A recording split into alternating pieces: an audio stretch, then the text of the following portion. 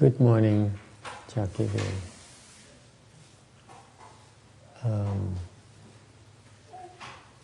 Few announcements, đó là những thông báo. Let's see.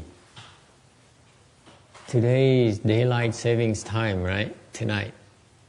Sáng nay là đổi giờ. Yeah. Tomorrow, tonight or tomorrow? I think it's Saturday night, not Sunday. Saturday night. Right. Midnight tonight, right? Yeah. Okay. Also, we'd like to introduce to you the new Buddha statue here. Thưa quý vị, cái tượng Phật mới. This is came to us from Thailand, từ bên nước Thái Lan qua. It's very, very special, rất là đặc biệt. I think Master Shinchu is in a better position to explain that to me, than I can. Thì Hiền Trì chắc hiểu cái này hơn. How does that work? This is made from some sort of metal, or làm dùng bằng thép. It's rather unusual, rất là lạ. Yes? You can come up and take a close look if you like. Cái vị lên coi thử. Have you seen it? In Thailand, there are the Hinayana monks, the Thai monks. They pray. We don't know what they pray, and holding a candle. Why holding a candle? This is at night.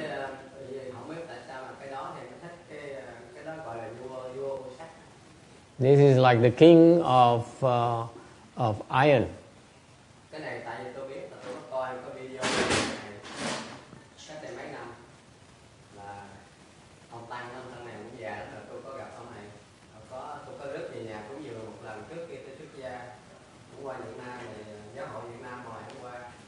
This is a Thai monk that Master Shinchu knew before he left the home life, and he himself invited him to come over to his home to make offerings. So he knew about this Thai monk, very famous. In his 80s now, right?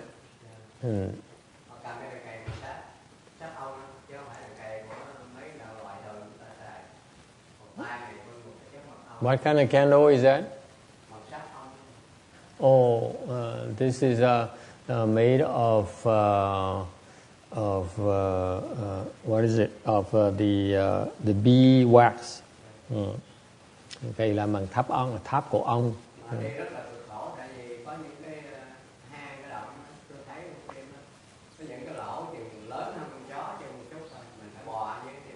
So they go through to the caves in Thailand, in the deserted areas of Thailand, and in some of these caves a very small entrance. They have to crawl underneath and go into these caves.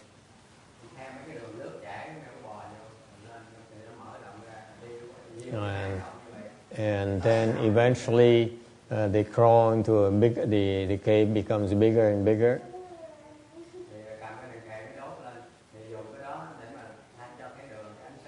So they use the bee wax candle to see the way. Mình dùng mấy cái đèn cây đó, chung vào đồng, mấy cái hang động đó rất là khổ sở cực nhọc.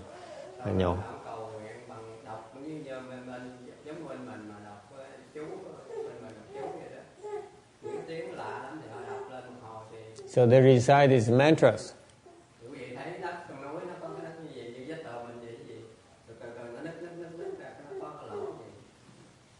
And then so they have a video, quite a video, and they watch a video and they see that the walls are in these caves. Thấy trong cái hang động, cái vách của hang động đó, bắt đầu nó có làm cái lỗ. There's an opening, it cracks and then there's an opening. như con rắn vậy đó, mà nó bằng sắt, nó mà lỏng, chất lỏng rất là nóng, trong cái lỗ nó từ ra dài nó thông xuống. And then there is appears like a snake but made of metal, very long, about your arm's length, that gradually comes out, and it's still it's just like a snake curling out.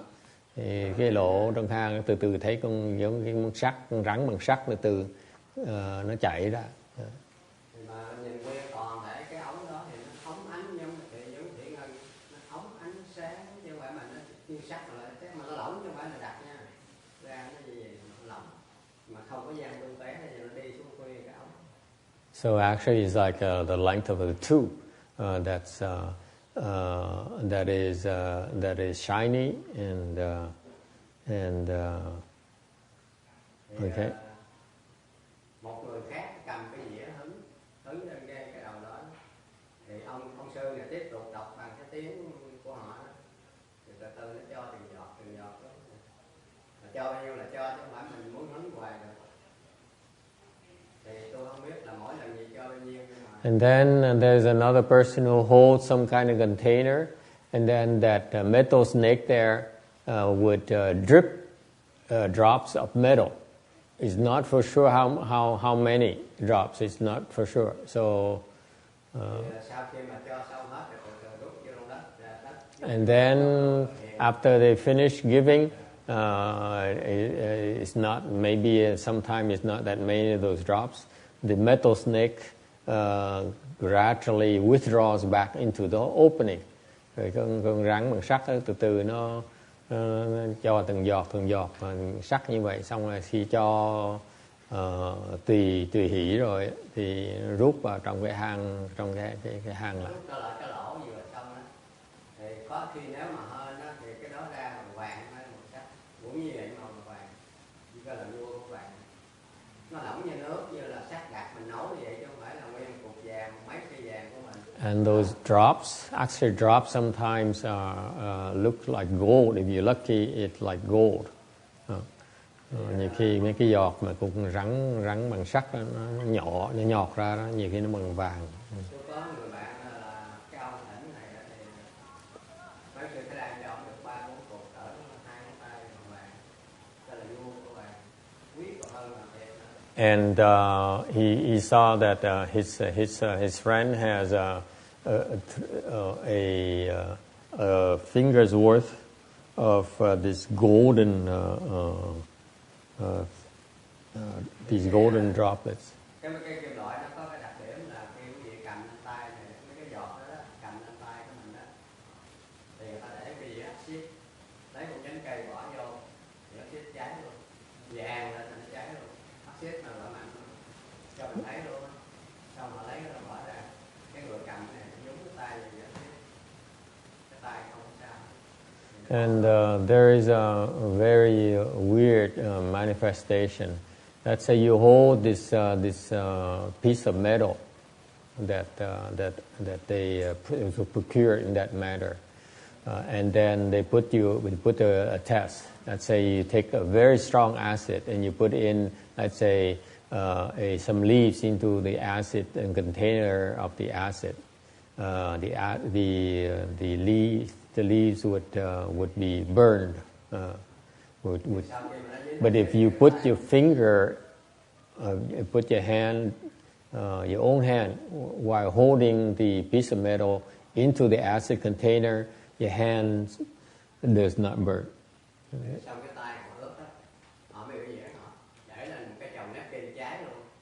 And then, since the acid your hand is still wet by the acid, they show to you it's real acid, because then they put the hands into a pile of paper napkins. And the paper napkin would burn away, would corrode. Rồi một cái biểu diễn khác là một người Thái Lan họ ở trần, xong rồi để xương rồng cắt tước của mình nó gai như thế này là nó nằm lên, rồi cái tay không cầm như vậy đó, như một cái gạch để ở đây, một người lấy cái đập viên gạch, mà cái lưng ông này không có lủng. Gai xương rồng mình thấy quý vị thấy đây, nguyên cái bẻ xương rồng nó nhiều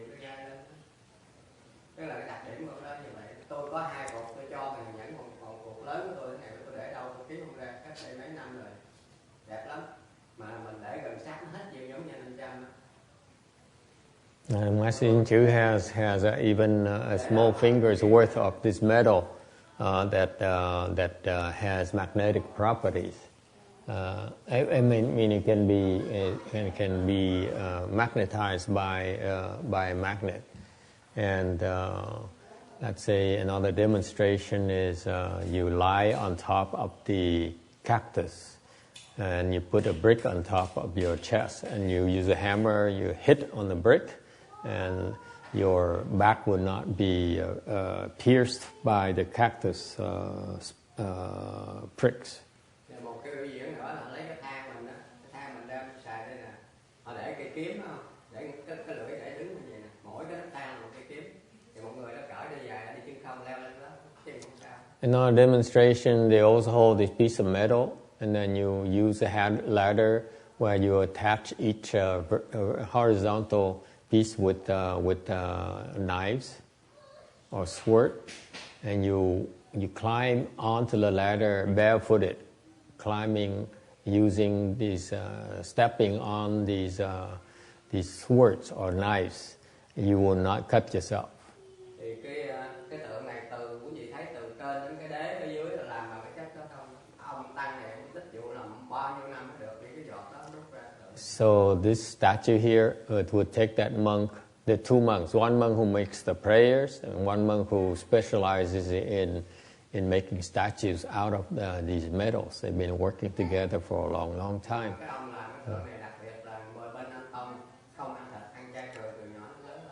And this monk here is rather unusual. Hinayana monk, he doesn't eat meat since he's a child, since his childhood.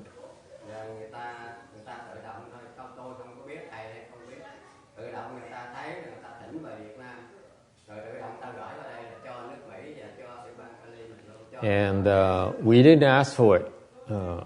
I didn't know anything about it. I knew nothing about it. But what's also unusual is that they decided to bring it to get it procure it from Thailand, brought to Vietnam, and then from Vietnam they decided to give it to us in order for us to use it, display it at the Way Mountain Temple, which might take a few more years before it's ready. At the rate we're going.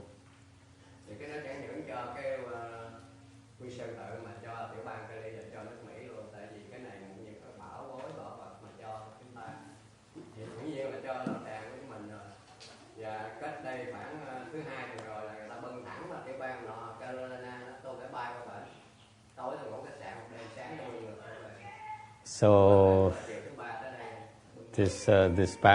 this week here, they brought it from Vietnam to North Carolina, and Master Hsien Chu himself flew to North Carolina, Fayetteville, small town, to pick it up on Monday, and then stay overnight at a hotel, and flew back Tuesday. Okay, so if any of you, thì những người mà không tin, who does not believe his story, okay, you're welcome to use some acid and test it yourself. Có thằng nhỏ đó, nó khoảng Việt Nam bên lớn vậy nè, nó có cái giọt đó, nó thử đó, nó cầm như nó lấy hộp gạt ra, nó đốt không sao, mà tôi không dám thử, nó thử nó lấy hộp gạt ra, nó đốt nó, không nhầm đó. Yeah. Cho tôi nhẫn một cục bên lớn, còn cái cục lớn nó cỡ này, tôi cấp cho trong phòng nó kiếm không ra. Okay, so really, if you don't believe it, you can try yourself after you sign a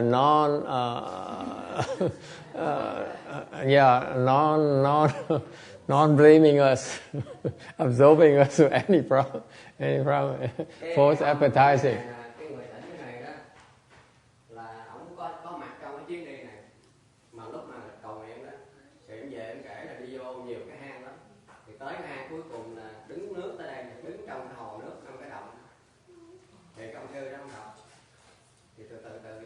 Dưới nước thì động nổi lên như cái dưa hấu vậy. Trên đầu con rồng con rắn đang phun ngọc ra, cái hình sẵn tự động nó nặng lắm nặng. Quý vị thấy nó nặng hơn sắt đó. It's heavy. It's really metal. It doesn't rust, by the way. It's dirty, so we use water to clean it, and and hasn't rusted yet. I haven't seen any rust yet. Ví dụ như trái nhão bây giờ thì cái người đó thỉnh ta cúng dường những cái chùa ở Việt Nam của thầy Tiền Tâm đó, cúng dường cho bên Mật Tông cái chùa Việt Nam. Thì còn cái tượng này là của ông Sơn làm lâu rồi thì gửi qua cho chùa mình.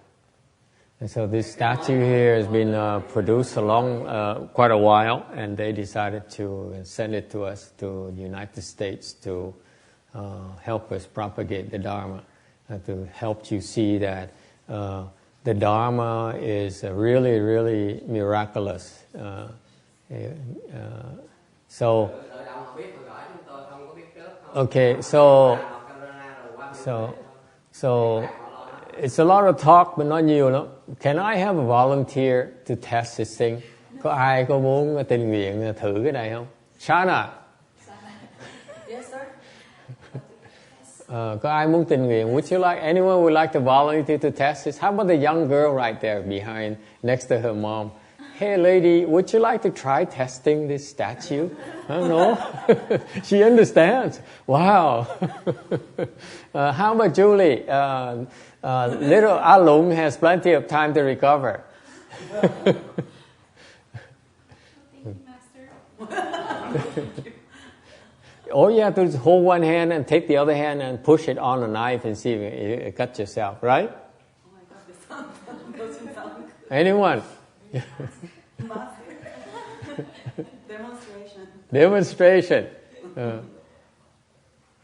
Mình chỉ cần anyone, có ai gác, anyone who really believes, có ai thiệt lòng phát lòng tin thiệt không? Anyone who really have faith? Mấy bà cụ sao?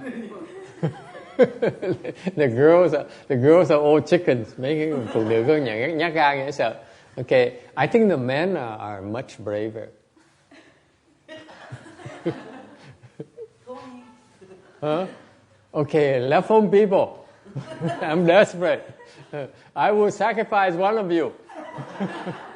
Thầy sẽ thí một cái người xuất gia.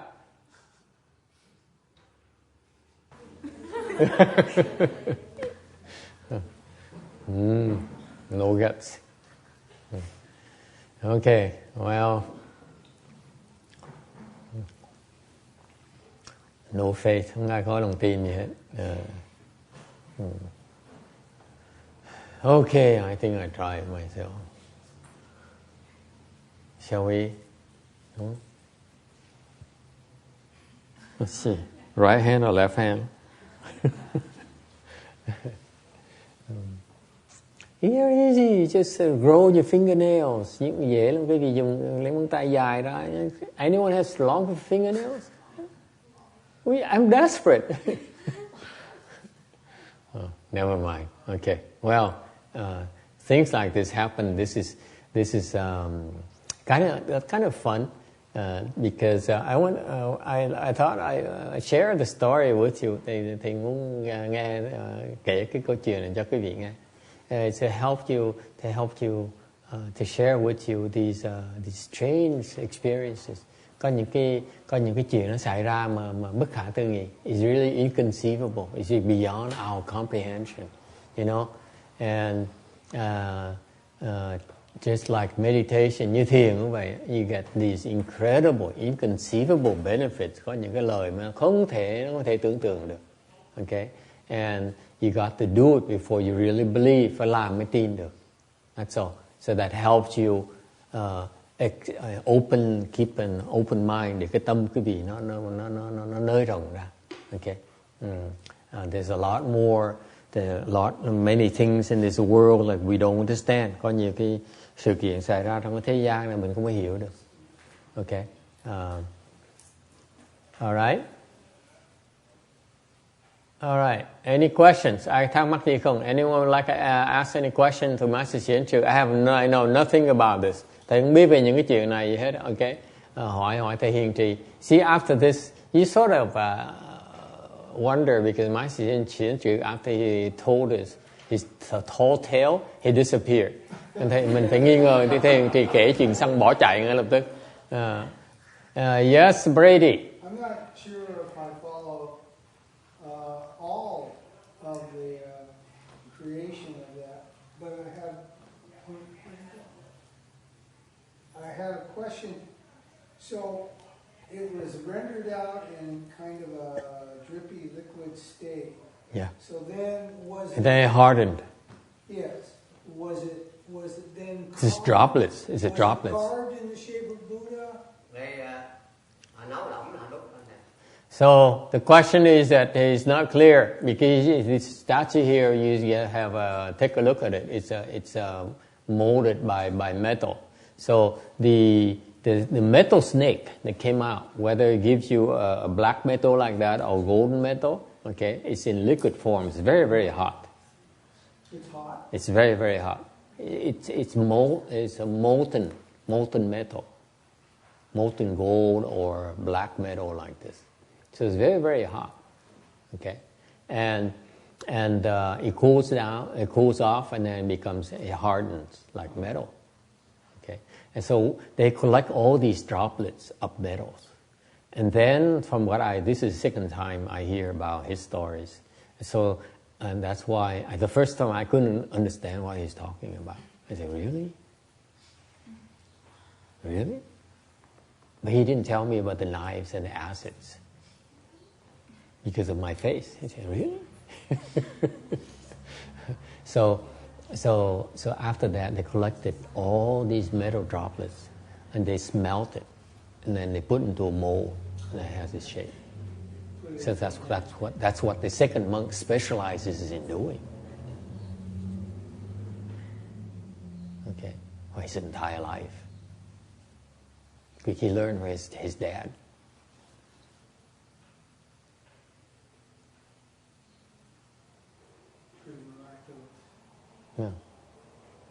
Chuyện nó kỳ lạ lắm mấy bác.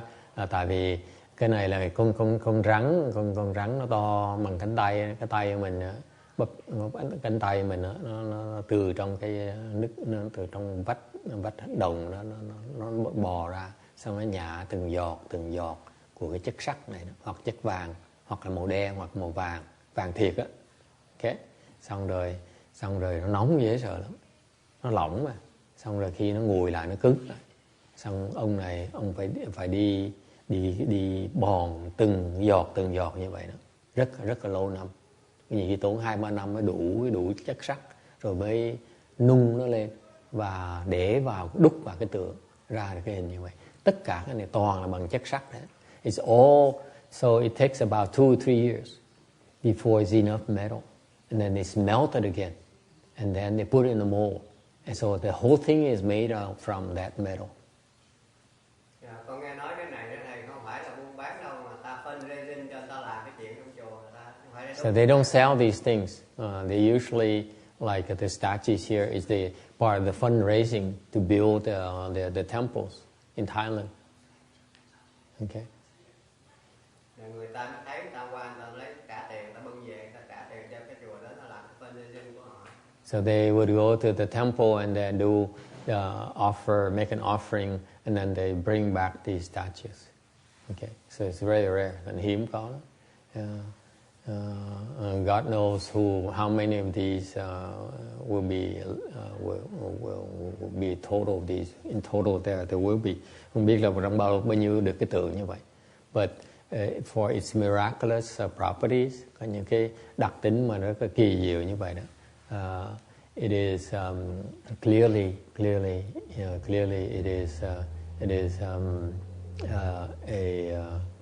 a very, very strange manifestation. Những cái chuyện kỳ diệu rõ ràng chuyện không thể tưởng tượng được. What I don't know much about that. All I know is that, thầy không biết nhiều, chỉ biết all I know is that the statue here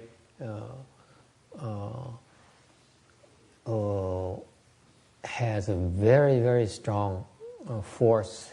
Thầy chỉ biết, đối với thầy cá nhân thầy không biết về cái này nhiều, chỉ biết là có cái tượng có cái lực rất là mạnh. It's very, very strong. Okay. So when you meditate, you sit close to the statue. It really helps your meditation. Là cái việc ngồi thiền mà ngồi gần cái tượng đó, nó có dễ thiền, much easier to meditate. Okay, much easier to concentrate. Dễ chú tâm hơn nhiều, dễ hơn nhiều lắm. Okay, so that's why it helps to have the privilege. You see, I'm the closest, and đối với thầy ngồi gần nhất. Yeah. Okay, it's kind of cool.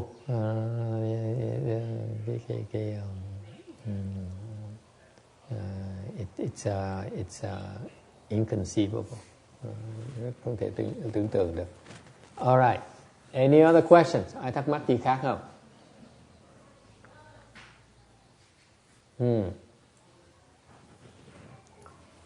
Okay.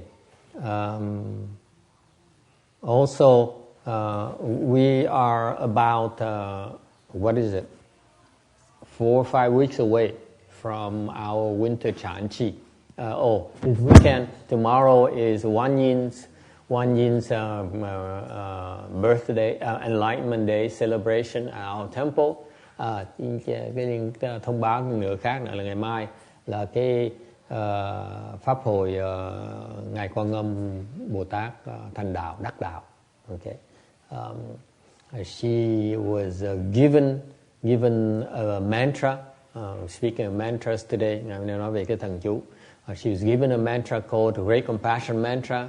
Ngài Quán Thế Bồ Tát được Phật quán Thế Âm was given by the Wan Yin Buddha, a mantra called the Great Compassion Mantra. Great Compassion Mantra mới được Đức Phật cho cái thần chú tên là chú Đại Bi, Đại Bi chú.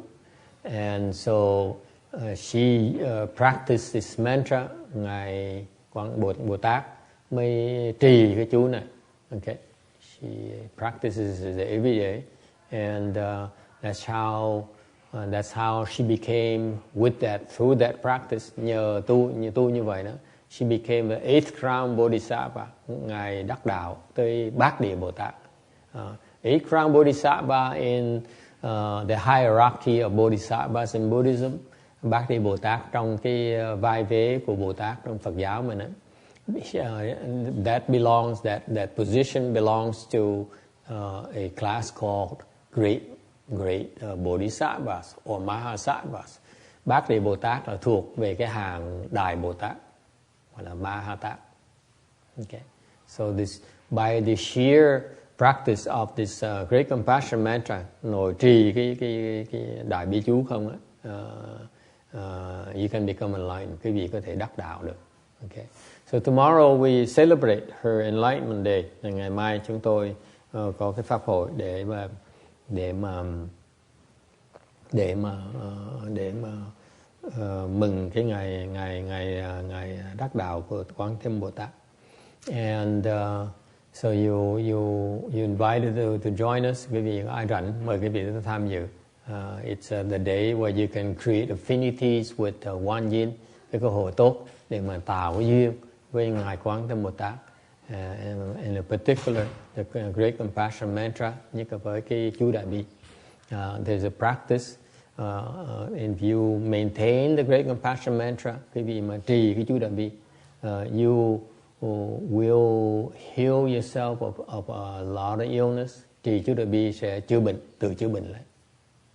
Okay, you will heal yourself of your bodily illness as well as mental illness.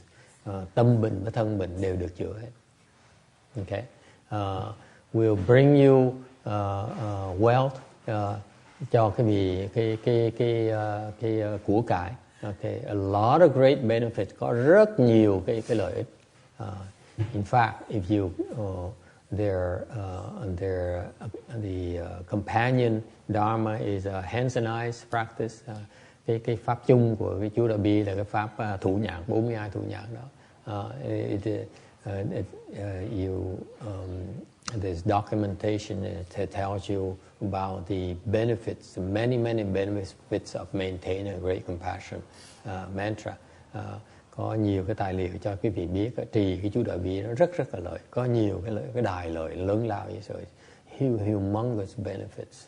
Okay, so you may want to maintain it yourself. Quý vị muốn tốt, muốn trì nó tốt lắm. And for example, the babies the girls, right? Master Shinchu knows has a granddaughter or something, a grand nephew, niece or something in Vietnam, and she memorized it Tabejo at the age of 3, something like that. Thì Trì như có cháu là có cháu gái là mới 3-4 tuổi đã thuộc chú Đại Bi phải không? She can recite. Mỗi đêm nó tự mình nói thì mỗi đêm 3 biết. By herself, she would recite the Great Compassion Mantra 3 times every night. Okay, actually, it's better. It would be better if the teacher to recite it 5 times. Thiệt ra một cái pháp là 5 lần chứ không phải là 3 lần.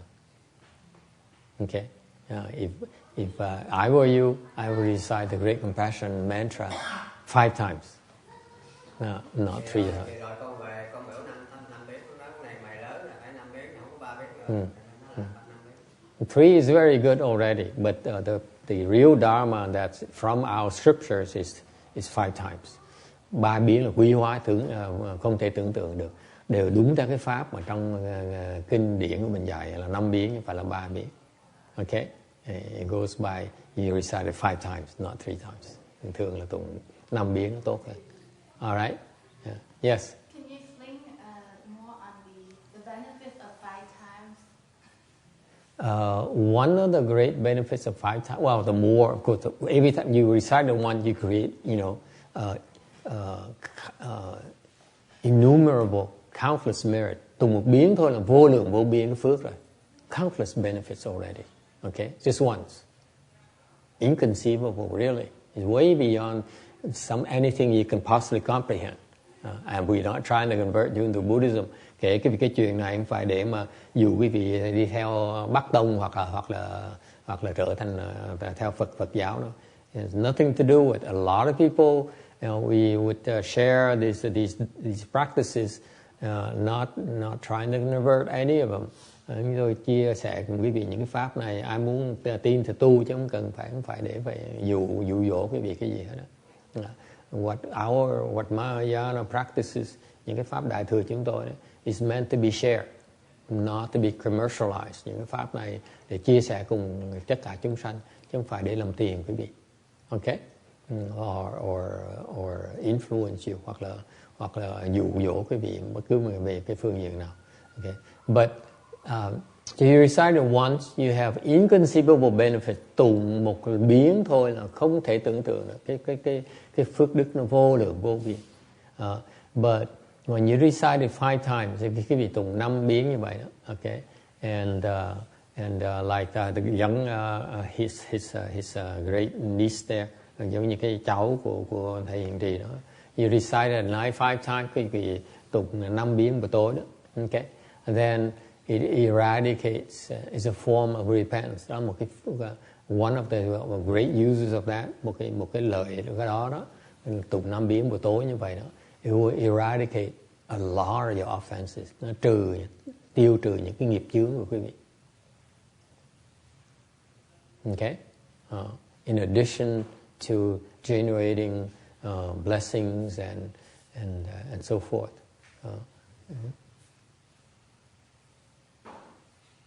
All right.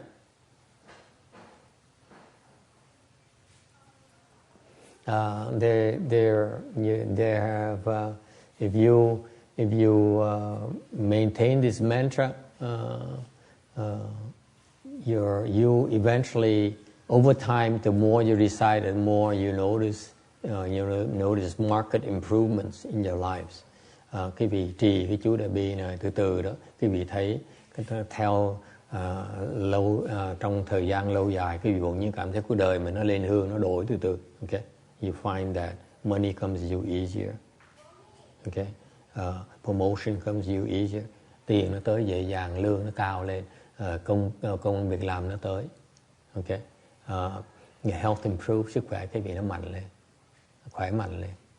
Okay, your one very important thing you asked me, một chuyện quan trọng khác mà nếu mà cho thì đối với quan trọng nhất là is that your mind, your heart opens up and you become kinder and more compassionate. Nhất đối với quan trọng nhất là cái tâm quý vị đó nó càng ngày nó càng từ bi hơn. Okay. It changes your character. Nó đổi cái bản tính cái vị đó. Okay. People naturally become more compassionate. Người cũng như trở thành từ bi hơn. It's critical. Nó rất là quan trọng. It is an incredible asset to have. Cái tâm khi mình mới được từ bi là quý không thể tưởng tượng. You know why? Biết tại sao? Why? It's a very good thing. Why do you have to know everything? Cái gì cũng đòi hiểu hết đó. Yes, ma'am. No, I don't know what, but I know I personally have heard a true story about Joe Dai Wei. Yeah. One time, one lady, that's how she kind of convinced my mom to do mantra. she said that Joe Dai Wei. One time there was a doctor who was almost dying, and somebody recited 7 times, and then it was able to heal the doctor. So the doctor. She died 7 times. No, a person recite the mantra 7 times, say it 7 times, and then the dog did not die after that. The dog did not die. Yeah, so it saved the dog. Cool. So it lengthened the dog's life. And then, How about that? and then one recent story, somebody was having a headache, like the whole day, really, really bad headache. Somehow, after the person said it 3 times, it just all the headache was gone, and she was very well after that. Let me repeat. He says personally she knows of these stories where people recite the Great Compassion Mantra 7 times and the dog who's supposed to die lived. Có câu chuyện có kể là có biết có những người ta tụng cái chú đại bi 7 biến, con chó thay vì nó chết nó sống tiếp. Or there's a case where what is the second case? Somebody who had a headache. Oh, they have a headache and they recite this mantra 3 times and the headache is gone. That's pretty fast, huh? Wow, how cool. No need to buy beer, aspirin or Tylenol or anything. Quý vị thấy người ta nhức đầu đó, mà thay vì uống thuốc thuốc aspirin này nọ thì người ta tụng cái chú đại bi 3 biến hết nhức đầu ngay lập tức. Okay, it's kind of cool, huh? There's lots of responses like that. Nó có nhiều cái cảm ứng lắm. Incredible responses. Okay, quý vị làm mỗi nhiên có những cái cảm ứng như vậy. There's so many we don't even bother trying to sell you. Nó nhiều quá. Over the years, history of Buddhism, Mahayana Buddhism, tại vì trong cái lịch sử của Phật pháp Đại thừa đó có nhiều quá đấy. There's way too many responses. Người ta tin quá nên người ta không cần phải giảng quý vị nghe. We don't need to sell to you anymore. Yes, Shana. Where does mantra come from? From a Buddha who taught One Yin Bodhisattva. But then before Buddha was there, the externalists like Yogi and Hindus, they do have mantra, right? Yeah, they have mantras too. So it's made by those like Buddha or their own faith. It's made by them or it's already there? They bring from somewhere? So the question is, where do these mantras come from? What about the non-Buddhist mantras? The non-Buddhist mantras are, I don't know where they came from. Okay, I have a guess, but I'm not sure I want to share it with you. Thì mấy chú ngoại đạo đó sao? Thầy hỏi là cái chú Đại Bi từ đâu đến? Thầy hỏi là cái nguồn gốc của chú từ sao? Thầy nói là cái chú ngoại đạo thì nó có cái nguồn gốc của nó mà thầy không muốn nói cái vị nghe. Okay,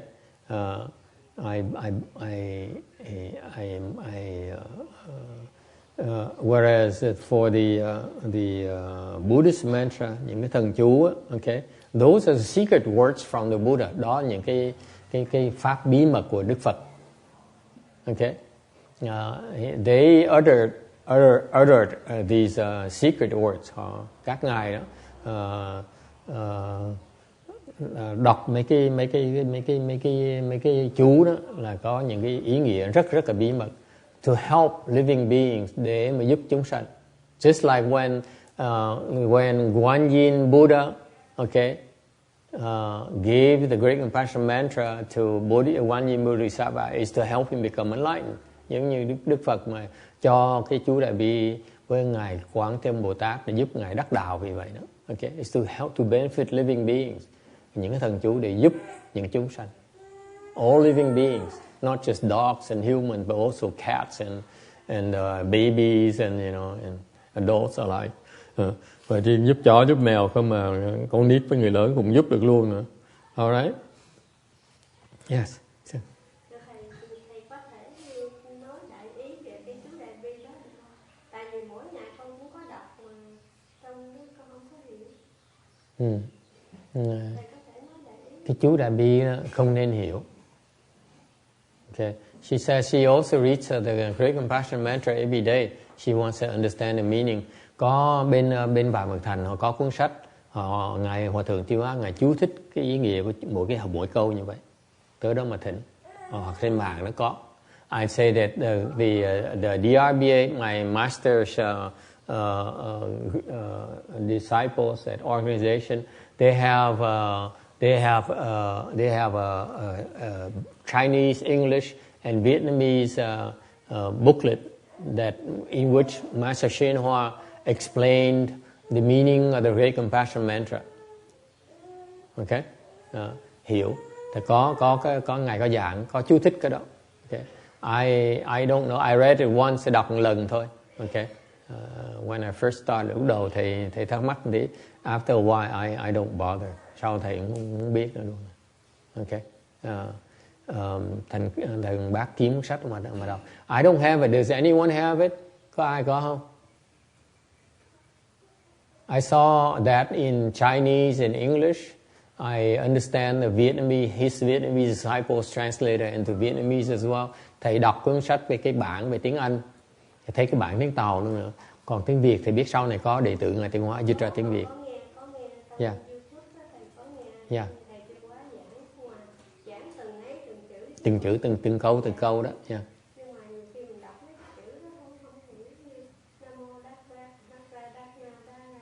Tiếng Phạn mà. Tiếng Phạn. Thành ra phải học tiếng Phạn mới hiểu được.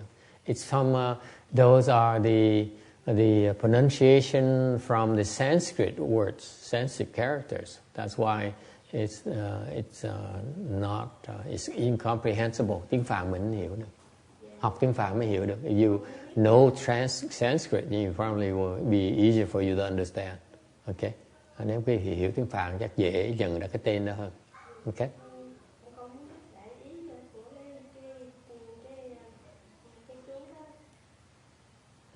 So what is the general meaning of the Great Compassion Mantra? Cái đại ý chú là sao? It contains a lot of the names of the Buddhas and the ghosts. Chứa những cái tên của Đức Phật, tên Bồ Tát, tên của mấy cái ma quỷ, mà chúa của ma quỷ vương, ma vương với quỷ vương đó, thần vương này nọ đó. Okay. Thành ra khi mình tụng như vậy đó, những cái đứa lắc quắc nó quấy rầy cái gì đó, nó nghe tên tổng thống, nghe tên vua nó sợ, nó không dám phá nữa. Okay. So it contains the names of the ghost kings and the Buddhas and Bodhisattvas and the spirit kings and the demon kings, and therefore when you have trouble, it's from the smaller ghosts and the smaller demons that cause you trouble. So when they hear you pronounce the names of the kings, the famous, the powerful kings, they become scared and they behave themselves. Nghe cái vị tụng cái danh hiệu những ông ma vương với quỷ vương với thần vương với là Phật Bồ Tát đó, mà họ có cái liên hệ có duyên với họ trước rồi đó, họ nghe họ sợ, thành ra họ ngừng, họ bỏ chạy. Okay, and then also there's some that actually can are weapons. Có một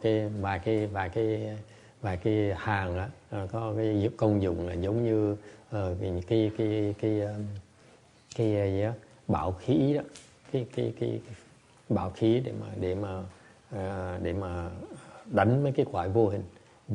These are some of them are actually the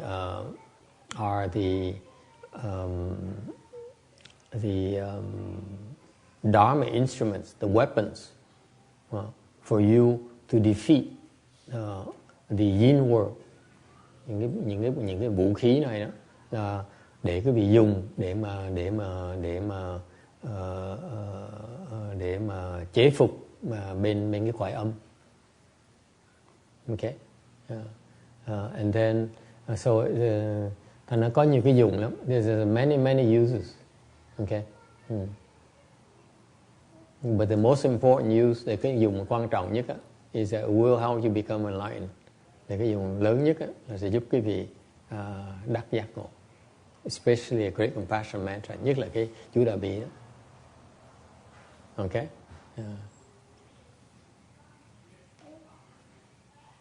Any other questions? Ai có thắc mắc gì khác không? Yes. Which one is the most powerful mantra? In as far as I've been taught, okay, the most powerful mantras actually are Buddhist mantras. Okay, những cái thần chú mạnh nhất là gì? The most powerful mantra in the world, in the universe, is called something called Shurangama mantra. Cái thần chú mạnh nhất trong cái vũ trụ này là chú Lăng Nghiêm. Okay, that's the one that the monks here and the nuns here they recite it every day in the morning.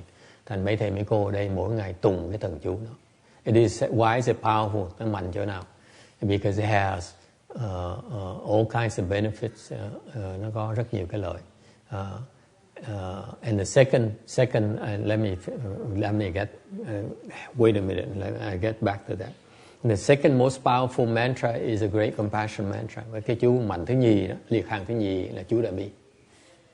Okay, and after that, you know, it's so strong that no other mantra can. It's like the externalists and the demons have their own mantras.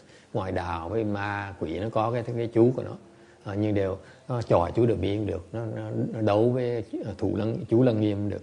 But when they use mantras to fight the Great Compassion mantra or Shurangama mantra, they are no match for them. That's why they're most powerful. Okay, every group have their own mantras. Mỗi cái nhóm cái phương pháp tu họ có cái thần chú của họ. Okay, for example, I know of the Taoists sang bên đạo giáo đó. I know this doctor who used to heal. I used to send my students to him for healing. Thì biết có cái ông thầy thuốc mà chùa đó trước từ thầy gửi học trò tới. Okay, when I first started, I used to send people over to him to heal their illness. Trước thầy gửi học trò thầy tới ông đó để ông chữa bệnh cho. Okay, he's very good, ông giỏi. And now he doesn't do it anymore. Ông bỏ, ông giải nghệ rồi. And there's some illness where you cannot use acupuncture or herbal medicine. Có những cái chú mà nó ngoài cái sức của cái châm cứu, ngoài cái sức của cái thuốc men. So he would use a Taoist mantra to heal them. Ông dùng những cái thần chú bên đạo giáo để ông chữa bệnh cho mấy cái người này. Quietly, he doesn't say anything. He just uses them to heal them and they get better. Nó bớt bệnh. Yeah. Okay. So I know that they have mantras themselves. Họ có những thần chú của họ. But when they use mantras to fight us, to our mantra, khi họ dùng những thần chú họ để đấu với thần chú mình á, thì mình hơn họ. We always defeat them. And that's why we don't fight. Thành chúng tôi mới biết là hơn họ, chứ không không đấu. So in our practices we don't fight. Bởi cái pháp mà mình tu á, vì mình biết cái pháp mình là pháp vô địch, mình không thể nào dùng cái pháp để đánh người ta được. Because we know we're invincible, therefore part of learning the decency, the ethics of learning such a powerful dharma is not to use them to impose your will on others, to fight others. Biết mình hơn người ta, mình không cần đấu người ta làm cái gì. Okay, so what do? You let them fight you, you let them beat up on you. Mình hơn nó cái nào? Tại mình để cho nó đánh mình không thèm đánh lại. We don't fight them. So part of the Great Compassion mantra, for example, they try to kill you, but they can't. Dạ như cái chú Đại Bi nó có những cái pháp trong đó, nó bắn mình, nó bắn không được. You hear the story of you put his hand, he holding this metal here, and you the sword gonna cut you. Quý vị thấy hồi nãy mình kể chuyện đó, mình cầm cái tay, một tay cầm cái miếng sắt, miếng thép, mà rồi cái đúc tượng này đó, thì quý vị nó cắt đứt quý vị không được. Ok, acid nó không làm hại cái da quý vị được.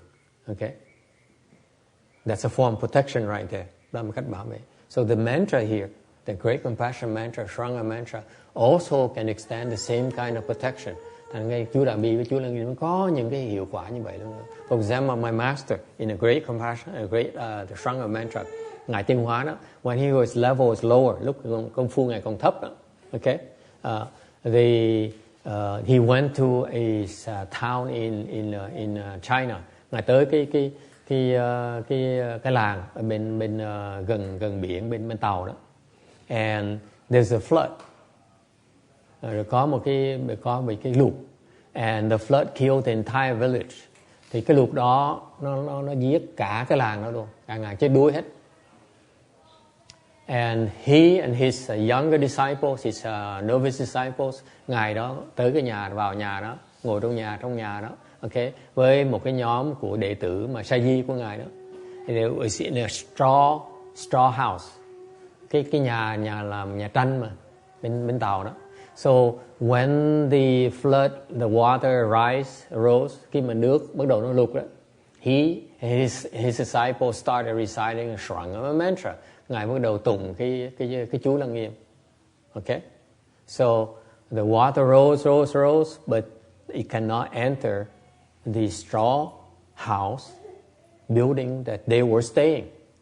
Okay, thì lúc mà tụng như vậy đó, thì cái nước nó dâng lên, nó ngập hết tất cả cái làng đó, thì nó không thể nào vào được cái nhà tranh mà ngài đang ở với những đệ tử của ngài. The back then his level is low. Lúc đó trình phụ ngài thấp lắm. And compare to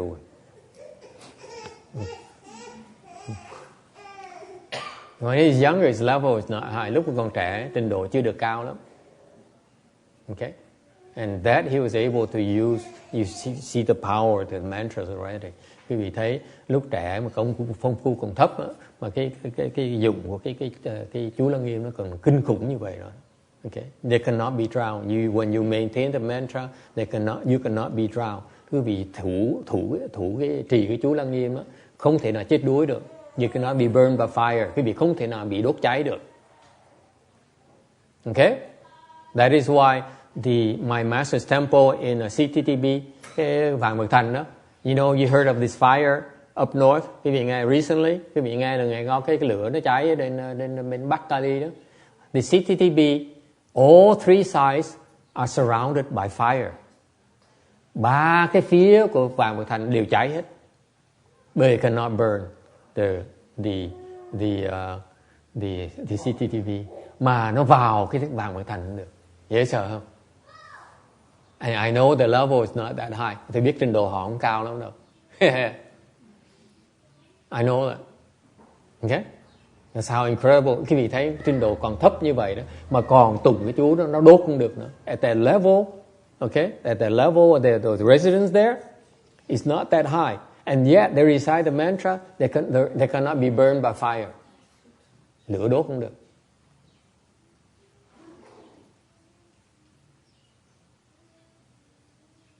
Okay? So what was your original question again, sir? Like which one is the most powerful mantra? So that's a Shranga mantra. Cái thần chú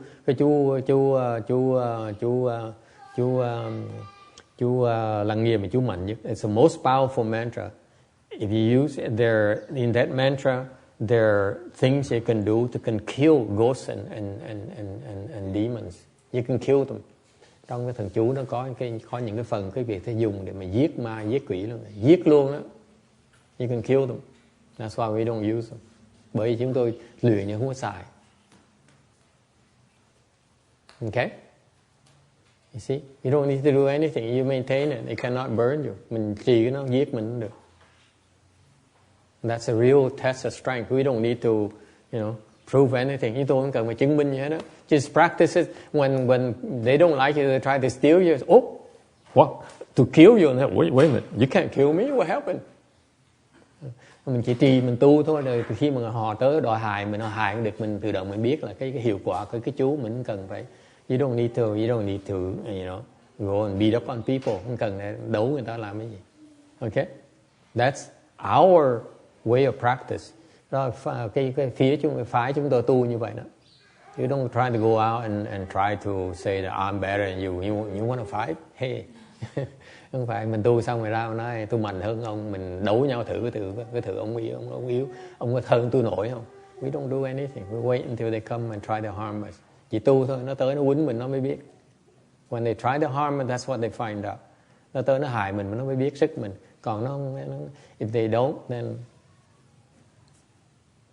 nothing to prove. Họ không hại mình làm cái gì, đâu cần làm cái gì đâu. Phải không sư cô? Okay. Alright. Once you have the strongest, that's how you practice. Cái pháp mà mạnh nhất mà tu như vậy đó. Okay.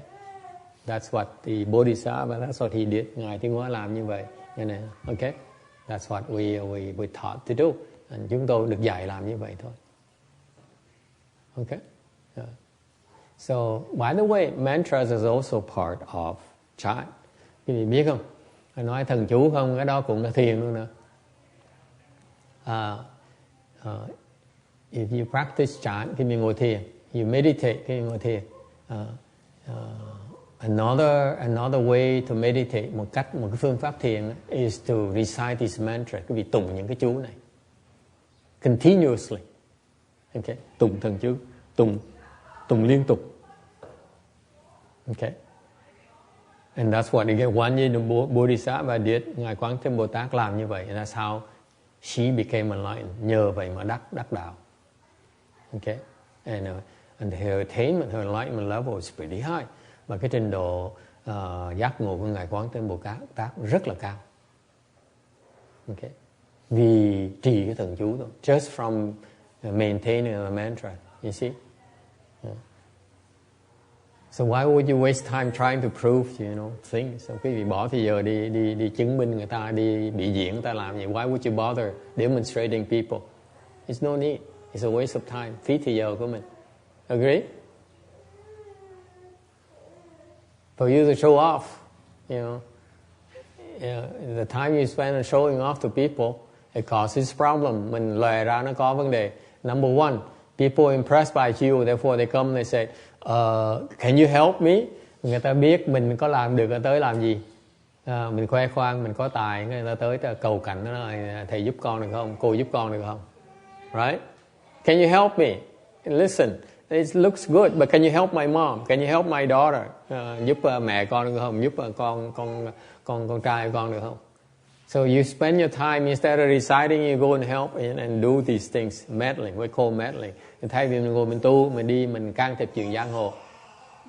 Okay? Because if you don't, then people, are you for real? Okay? Mình không làm, người ta chê tới đó, mình đi phỉ người ta, đi gạt người ta. Okay? And that's why you have less time reciting. Thành quý vị như vậy thì không còn thì giờ để mà tu nữa. Không còn đi giờ tụng nữa. Okay, so very simple form of practice, một phương pháp thiền, very simple form of meditation practice, phương pháp thiền rất là giản dị. You recite this mantra, khi vì tụng cái thần chú này từ đầu chí cuối. You recite this mantra from beginning to end. Nam mô lan lan na do ya ye, or you recite in Vietnamese. Nam mô hắc ra đắc ya, something like that. Okay, thầy không biết tiếng Việt nữa. I apologize. I never learned it in Vietnamese. I'm too old to learn in Vietnamese. Thầy già quá này, học tiếng Việt không nhớ được nữa. Tiếng Tàu thầy nhớ. It took me 2 weeks to memorize it. Thầy phải tốn 2 tuần mới học thuộc cái này. Trầy vi tróc vậy đó. Okay. To me, 2 weeks is too long. 2 tuần học mới thuộc. Only 84 lines, it took me 2 weeks.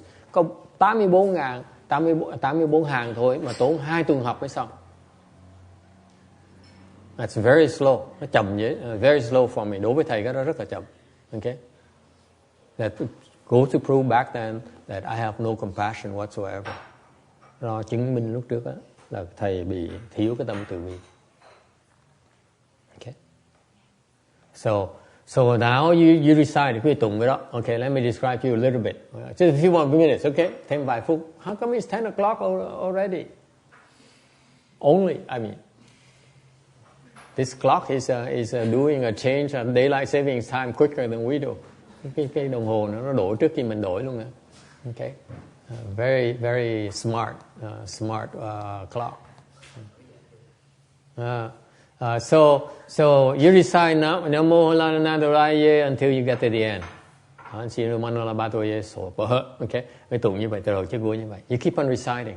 Okay, and what happens is that you naturally become faster and faster. Cái việc càng tụng tự động nó càng lẹ. Okay, at first it's slow.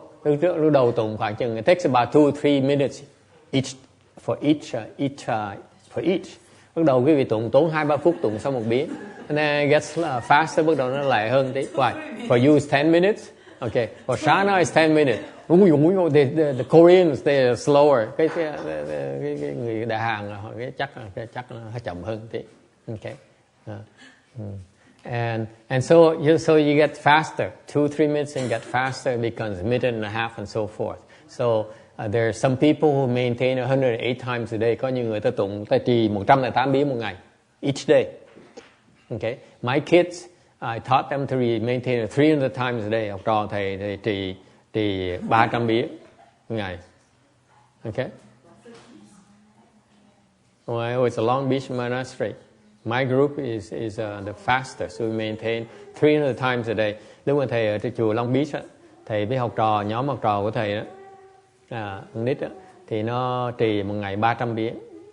Okay, every single day we maintain 300 times, and the other groups also maintain 300 times, but they all like they never could do 300 times every day.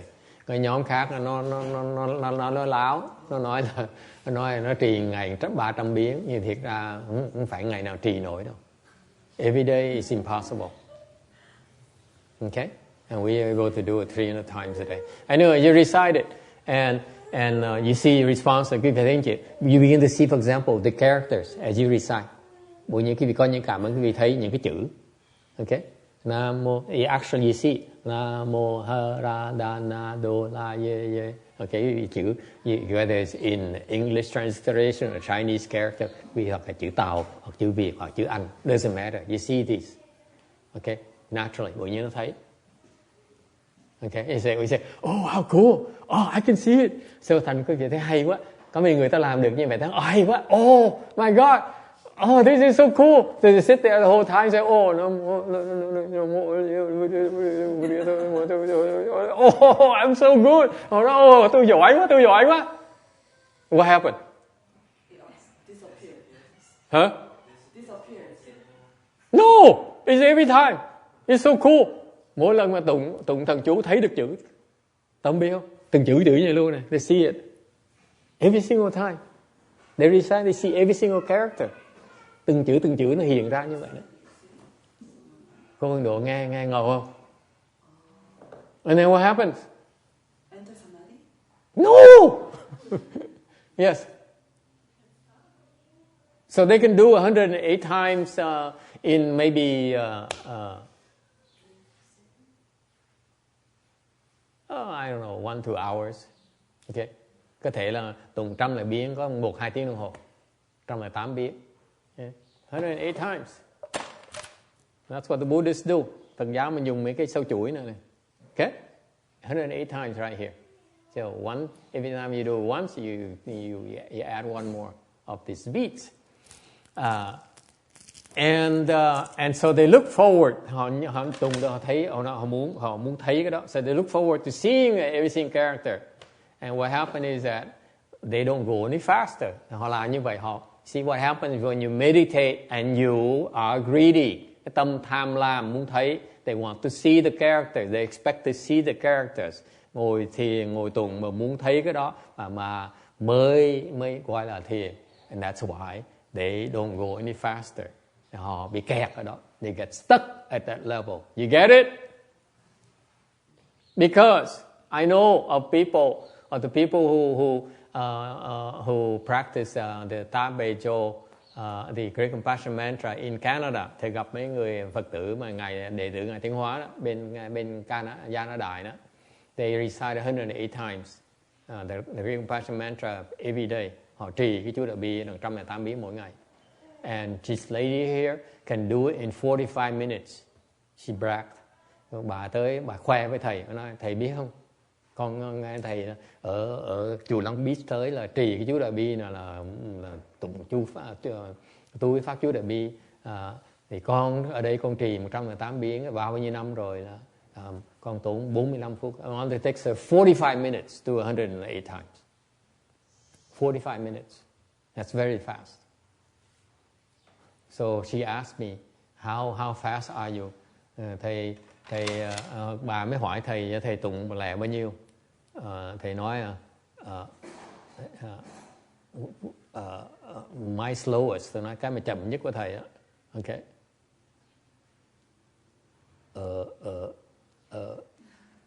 20 minutes. Thầy cười, thầy nói là tôi mà ăn xong nó after I eat I'm so full and I need to help my digestion. Ăn mà no bụng nức nề. Okay. I will walk around Buddha Hall and say, I will walk around 20 minutes. My teacher told me to walk around 20 minutes. Tại vì Ngài Tiến Hóa này dạy thầy muốn đã ăn xong phải đi bộ 15 phút, 20 phút. So I would take 20-50 minutes walk around, make sure I do 108 times. I used to do that in my younger days. So nó nói, tại mình đi nhiễu, mình chẳng thèm đi nhiễu, nó tiêu hóa luôn sư cô, biết không? Tại nó vừa đi nhiễu, tụng 108 biến đủ 15 phút xong thì xong ngừng lại. After 15 minutes I stop. I said, will you teach me? I said, why would you want to learn how to recite it so slow? Thầy cười. Bà hỏi thầy dạy con phương pháp. Thầy cười, thầy nói, tôi dạy cái bài phương pháp nó chậm nó làm cái gì? It's too slow. Okay. My kids can do 300 times in 30 minutes. Học trò của thầy nó làm 300 biến nửa tiếng thôi. 25 minutes to 30 minutes. And that's slow. Còn chậm nữa. Okay? So don't be attached. Quý vị đừng có chấp. Don't be attached to seeing, don't be attached to speak. Đừng có chấp là thấy, đừng chấp là lẹ, chậm. Alright? Anyway, it's time for lunch. Mình ngừng lại ở đây, mình đi dùng trưa. Thanks for coming.